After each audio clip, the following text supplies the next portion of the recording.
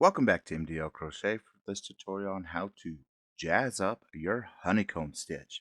I'm going to show you how to do it. It's just two simple colors and you can make any color combination that you want to make. You could do Christmas favorite colors, Valentine's Day, you could do it all. But with all that being said, let's just get to it. So I went ahead and I did my chain of 20, did my foundation row. However, I didn't finish the foundation row because we need the last two loops on our hook in order to do our color change. You'll just take your new color and go ahead and put it on. However you put it on, this is how I do it. And with that new color change, that is your yarn over pull through 2. So now we don't have to yarn over, but now we still have to pull through 2. And then just tighten down the previous color a little bit so that everything's held in place. Now with this new color, since we're doing the honeycomb, that will be our simple stitch start. And then it's yarn over for a purl, and then simple stitch, purl, and that's all the pattern is. And if you need a refresher on the honeycomb, I'll put the video right here for you. But this isn't the tutorial of how to do the honeycomb. This is just to show you what you can accomplish with your honeycomb. It doesn't have to be a same old color throughout the whole entire pattern. You can change it up.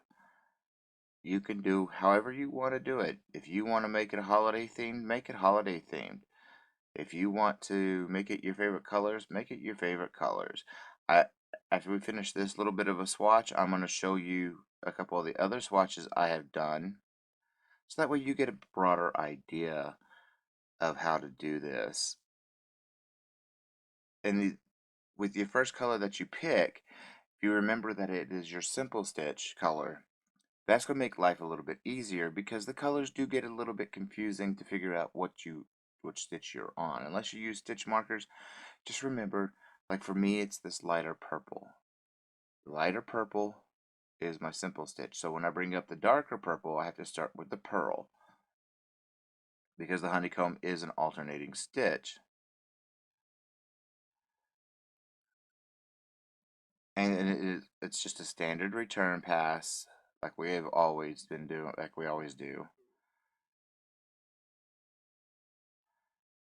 which is just a pull up your loop, yarn over, chain 1, and then yarn over, pull through 2, and repeat that action all the way down to your, we're not going all the way through, so you need to keep 2 loops left on your hook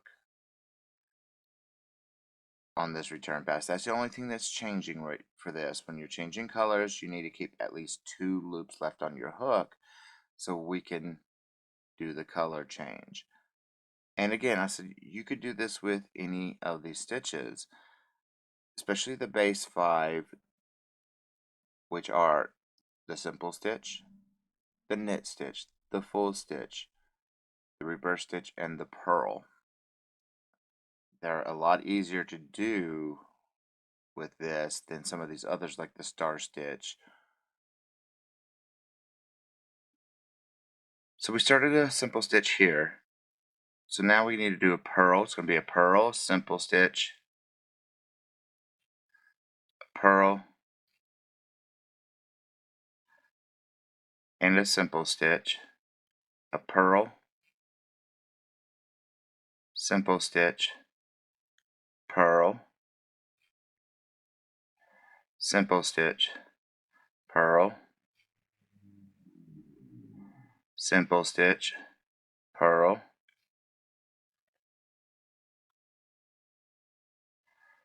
simple stitch, purl, simple stitch, purl, simple stitch, purl, and a simple stitch. Now, if you can remember with your color which color you're starting with what, it's going to help you so much easier. Or you could place a stitch marker to know that, okay, with the lighter color I started with the simple stitch, the darker color it starts with a purl. And that'll make your life so much better when you're working with this, because it can get a little confusing. And of course, it's a standard return pass. And then remembering you're going to keep that last two loops left on your hook, so that way we can change colors.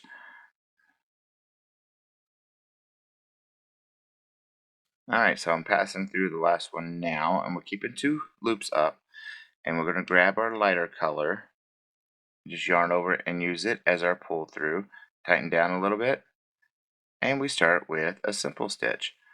And that's how easy it is. I'm going to go ahead and work a few more rows off camera, and then we're going to come back and look at what we've done.